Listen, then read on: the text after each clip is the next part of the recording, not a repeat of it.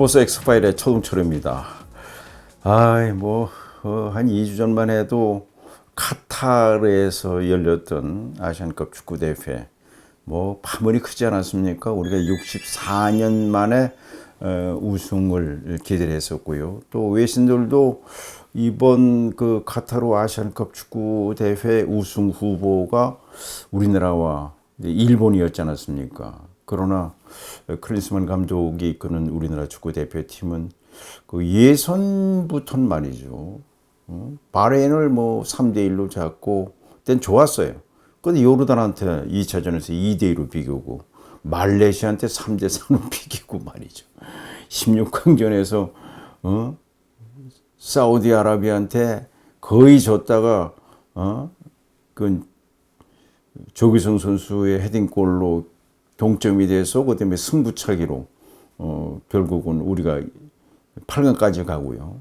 8강에서 또 호주를 또 아주 힘들게 말이죠. 다 졌다가 손흥민 선수가 경기 종료 몇 분에 그 페널티킥을 얻어서 황희찬 선수가 차고 또 동점이 돼서 황희찬 선수가 얻은 프리킥을 손흥민 선수가 가마차기로 2대1로 결국은 호주를 잡고 준결승전에서 요르단, 요르단이 전 놀란 게 이 시간을 통해서 말씀드렸습니다만은 요르단의 감독이 모로코의 아무타라는 감독인데 87위였잖아요. 우리가 23위.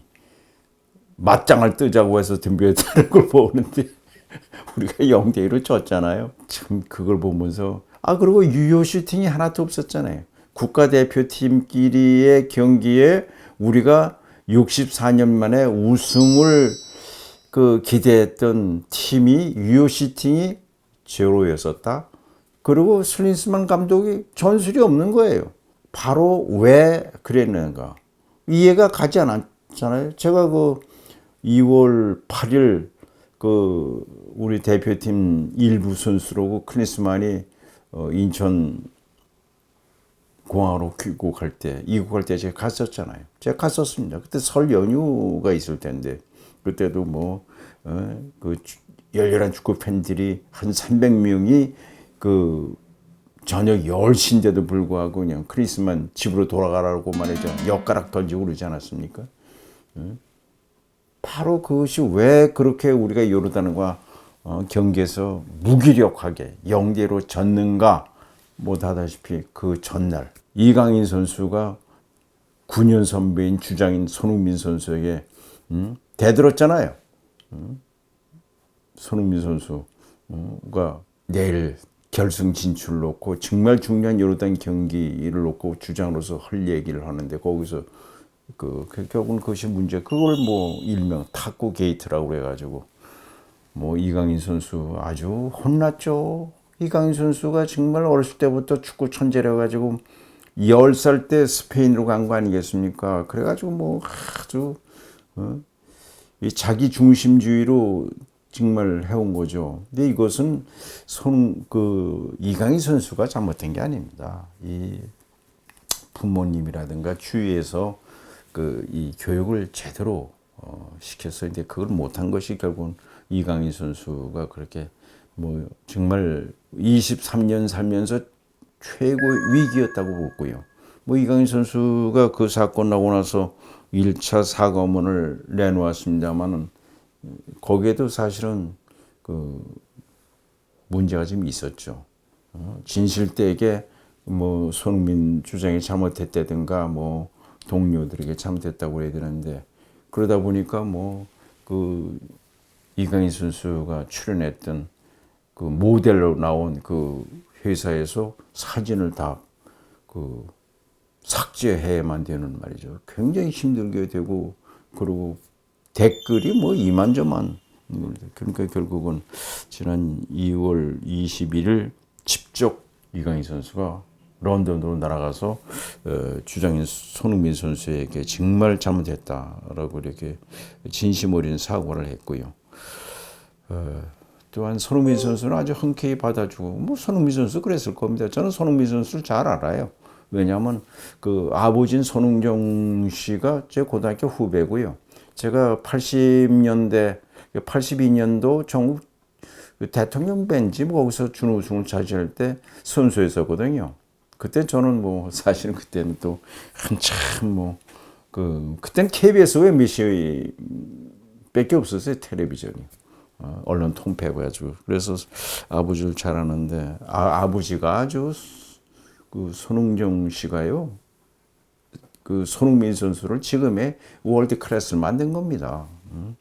결국은 이강인 선수가 머리를 조아리고 잘못했습니다. 이제부터 정말 제대로 하겠습니다. 이렇게 했고 또 손흥민 선수는 또 후배인 그 이강인 선수를 잘 보다마주고 또 그 손흥민 선수가 축구 팬들에게 용서해 줘라. 우리가 보다도 뭐 줘야 되지 않겠냐 이렇게 해서 이제 일단은 봉합이 됐습니다. 일단 봉합이 되긴 했습니다만은 자 그러다 보니까 축구협회대로 크리스만 감독의 선수단을 제대로 관리 못한 거 또 전술 뭐 여러 가지 문제가 가지고 결국은 1년 정도 해임시키고 지금 자 그러다 보니까 이제 다음 달 3월 21일에 태국과 북중미 월드컵 여기에 이강인 선수를 어떻게 할 것이냐 아마 제가 보기에는 다음 달에 있을 그 북중미 월드컵 3차전 우리가 이제 그 싱가포르를 5대0으로 이겼고 중국을 또 3대0으로 이겼잖아요. 태국 정도도 뭐 충분히 이기라고 생각됩니다. 아마 태국과의 경기에 이강인 선수가 대표 선수로 선발되기는 좀 어려울 겁니다. 일단은 이 요르단전 날 있었던 그 잘못된 거에 대해서는 아마 징계라기보다 하여튼 그런 자숙의 시간이 좀 필요하지 않을까 이렇게 생각됩니다. 자, 일단은 뭐 이강인 선수의 그 파문은 봉합이 되긴 됐습니다만은 스포츠 팬들이 어느 정도 이렇게 보다 뭐 줄는지 이것이 관심입니다. 제가 오랫동안 체육 기자를 해본 경험을 보면요, 한 번 이런 일이 벌어지면요, 그게 굉장히 어려워요. 예를 들면 강정호 선수가 그 음주운전 3번 해가지고 결국은 미국 프로야구에서 문제가 되고 그래가지고 국내로 복귀하려고 그랬습니다만 복귀가 아직까지 안 되고 있잖아요. 한 번 이런 사건 벌어지면요 굉장히 어렵습니다. 저는 그 2020년, 2019년에 돌아와서 강정호 선수가 이 공식적으로 자기가 사과를 하는 그런 기자회견 때 제가 갔었습니다. 갔는데 그리고 자기가 이 강정호 선수가 한 얘기가 있어요. 자기는 어릴 때부터 야구를 잘해서 잘한다는 얘기만 들었지 자기가 잘못된 행동에 대해서 누구 하나 자기의 따끔하게 그거를 바로 잡아주지 않았다. 지금 생각하니까 아주 잘못했다. 이제부터 잘하겠습니다. 이제 국내 프로야구에 복귀해서 잘하겠습니다 했는데 결국은 용서가 안 된 거예요. 지금까지 강정호 선수는 국내 프로야구에 복귀를 못하고 꿈나무들을 지도하는 걸 봤습니다. 또 있었죠. 여자 배구의 이재영, 이다영 쌍둥이 자매. 우리나라 여자 배구의 스타가 김연경 선수 아니겠 같은 흥국생명에 포함되어 있을 때 그 김연경 선수하고 이다영 선수하고 좀 말다툼이 있었죠. 그러고 또 뭐 1년에 뭐 좀 사건이 있었는데 이것 때문에 결국은 이재영, 이다영 쌍둥이 자매가 중학교 때 학교 폭력 피해자가 SNS에 올린 거예요. 그래가지고 문제가 된 거 아닙니까? 그래가지고 결국 이다영, 이재영 쌍둥이 자매는 국내 프로배에 복귀를 못하고 있습니다. 그거는 해외로 나갔잖아요. 그리고 프로야구의 뭐 정수근 선수라든가 또 한 가지 박태환 선수는 사실은 약물 복용 때문에 결국은 약쟁이가 돼서 결국은 2014년에 네비도라는 주사를 그 의사가 잘못한 거예요. 그런데 그런 실수 한 번으로 결국은 팬들로부터 약쟁이라고 하는 그런 오명으로 결국은 2016년 리우데자네이루 올림픽 뭐 연습도 제대로 못했죠. 그러고 결국은 그 올림픽 가서 예선 탈락하면서 수영계에서 사라져야만 한 것을 저는 기억하고 있습니다.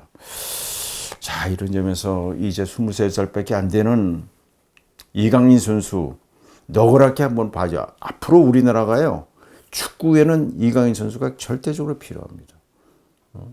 다음 달에 있을 태국과의 경기에는 그 어렵다고 그러더라도 6월 달에 있을 A매치 어떻게 할런지 이런 점에서 이강인 선수가 앞으로 어떻게 그 우리의 축구에 사실 보배입니다.